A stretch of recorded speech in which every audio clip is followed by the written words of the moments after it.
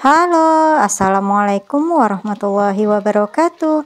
Masya Allah, tabarakallah, alhamdulillah ya. Kita berjumpa lagi di channel YouTube Fitriyanti. Share lagi kegiatan rutinitas harianku sebagai ibu rumah tangga. Nah, ini adalah video kelanjutan dari video yang aku share kemarin ya. Jadi kemarin aku udah bersih-bersih kulkas, kemudian juga udah belanja ke pasar tradisional, cuman aku belum share semua belanjaanku ya. Nah ini Pak suami lagi bantu aku untuk ngebersihin semua protein hewani yang aku beli. Jadi untuk ke pasarnya ini kami 2 kali ya. Jadi hari Jumat itu aku belanja ke pasar tradisional, kemudian nyambung lagi di hari Minggu bersama Pak suami. Untuk protein hewaninya, ini aku beli 4 macam, cuman aku belinya sekaligus banyak ya. Kayak ayam, aku langsung beli 3 ekor.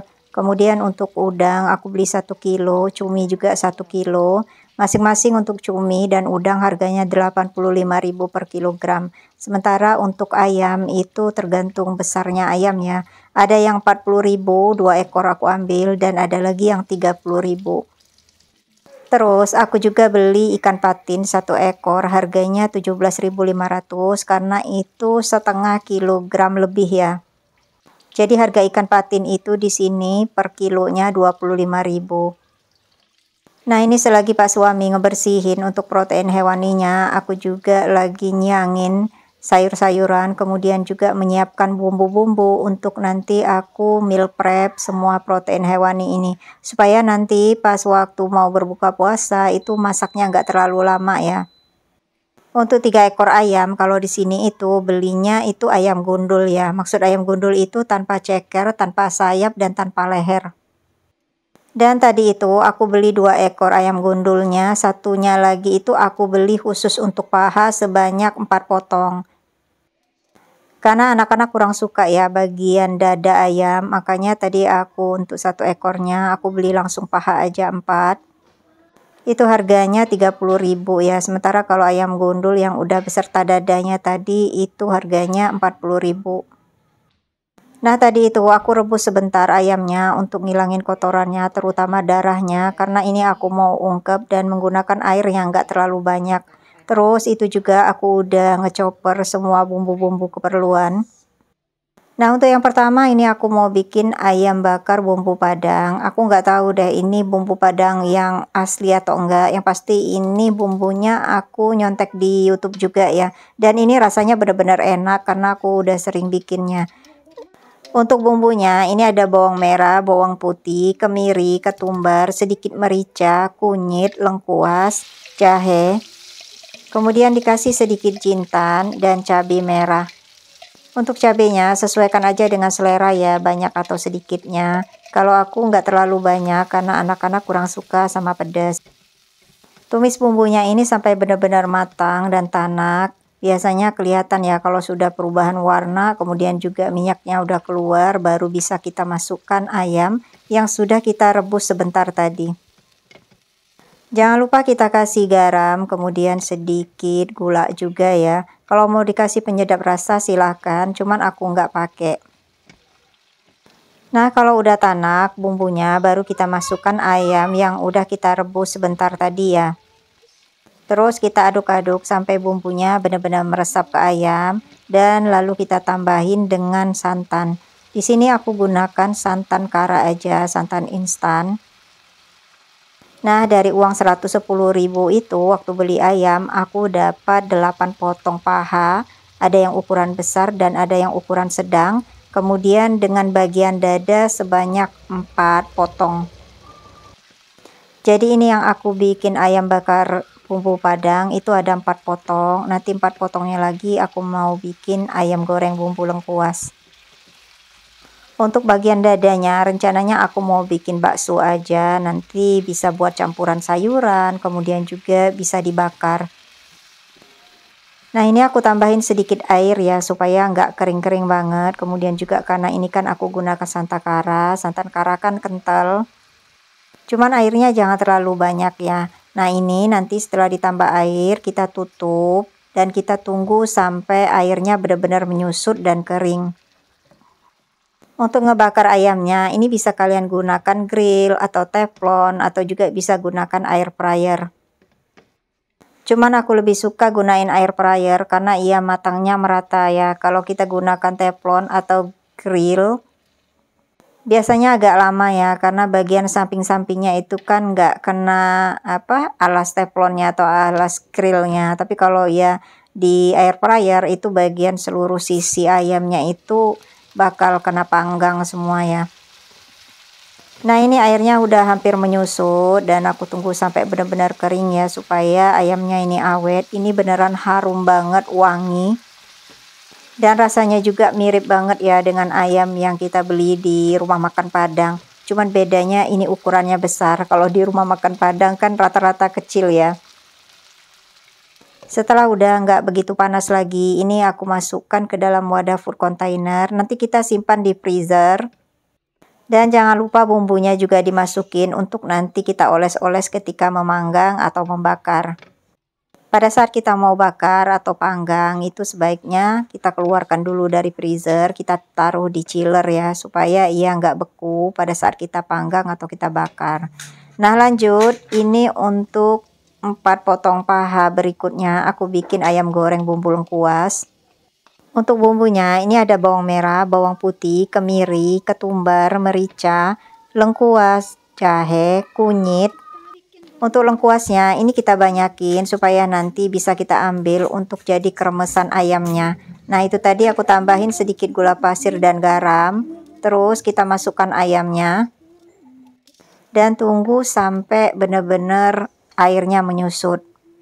Ini aku kelupaan ya masukkan batang serai sama daun salamnya. Cuman ini tetap enak. Kalau ada langsung dimasukin aja ya. Sambil nunggu airnya ini menyusut, jadi aku sempetin buat bikin bumbu untuk ikan patin. Rencananya ikan patinnya mau aku pepes. Dan untuk pepes patinnya ini aku agak versi pedas ya. Ini untuk bumbu pepesnya, nanti langsung kita marinasi saja di ikannya dan bisa kita simpan di freezer. Pada saat kita mau masak pepes patinnya, ikannya kita taruh dulu di chiller ya, supaya nggak beku. Dan kemudian kita taruh di daun pisang, kita tambahkan untuk bumbu-bumbu yang lain kayak batang serai, kemudian daun salam. Terus kasih juga kemangi ya, biar lebih mantep. Terus baru pepes patinnya kita kukus. Nah kalau mau agak kering sedikit pepes patinnya bisa kita panggang sebentar. Alhamdulillah ini airnya udah menyusut. Jadi ini udah aku angkat karena udah agak setengah dingin dan aku masukkan ke dalam wadah food container. Untuk bumbunya ini kita saring ya supaya airnya benar-benar hilang karena kan nanti mau kita goreng untuk jadi kremesan ayamnya. Ini aku mau saring dulu bumbunya, jadi airnya benar-benar hilang. Nanti bumbunya itu aku satuin aja, masukin ke dalam wadah food container. Alhamdulillah menu yang ketiga udah jadi tinggal kita simpan aja nanti di dalam freezer. Seperti biasa ya, kalau mau digoreng itu kita taruh dulu di chiller supaya dalam keadaan nggak beku waktu kita gorengnya. Untuk goreng kremesannya ini sebaiknya terpisah ya dengan menggoreng ayam supaya nggak gosong kremesannya. Oke lanjut menu yang keempat. Ini tadi kan aku beli udang, jadi sebagian udangnya mau aku bikin udang tempura. Ini aku gunakan tepung bumbu instan yang rasa ayam, jadi tinggal aku kasih air saja. Untuk kekentalannya itu kekentalan sedang ya. Nah ini waktu aku coba yang pertama ini kayaknya agak keenceran. Nanti yang berikutnya itu baru aku tambahin sedikit lagi tepung. Biar udangnya itu lebih berasa ya, karena kan rasanya ada di tepung ini. Walaupun sebetulnya udangnya tadi juga udah aku marinasi dengan garam dan jeruk nipis. Ini aku celup-celup aja dengan udangnya dan jangan lupa udangnya ini di bagian bawah dadanya itu kita kerat-kerat ya supaya posisi udangnya ini nggak melengkung tapi agak sedikit lurus. Setelah dicelupkan ke dalam adonan basahnya, baru kita masukkan ke dalam tepung panir dan sedikit kita tekan-tekan ya supaya tepung panirnya ini lengket. Baru kita simpan ke dalam wadah food container.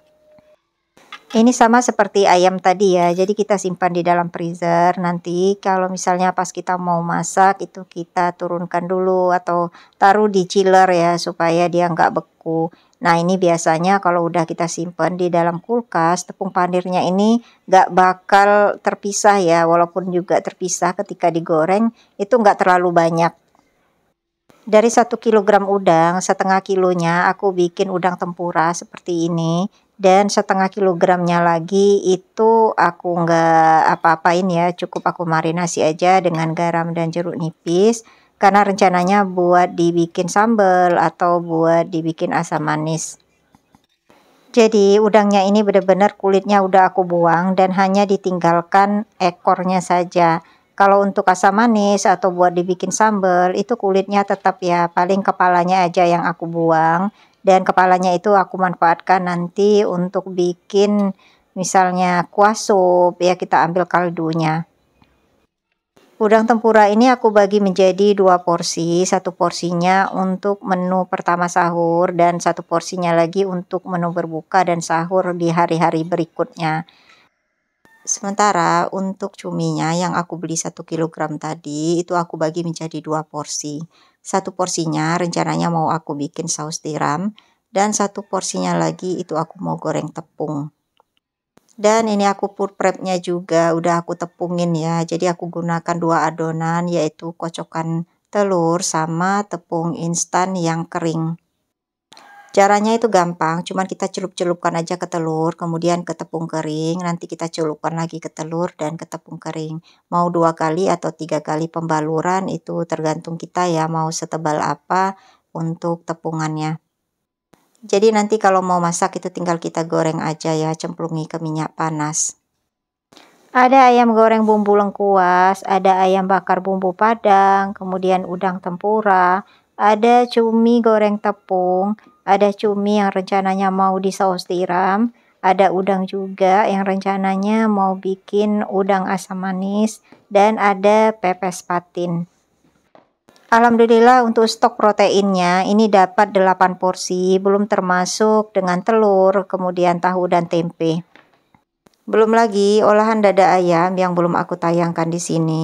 Jadi untuk food preparation sayuran, buah-buahan, serta mengolah dada ayam menjadi pentol bakso, itu nanti bakal aku share di video selanjutnya aja ya. Karena ini durasinya udah kepanjangan.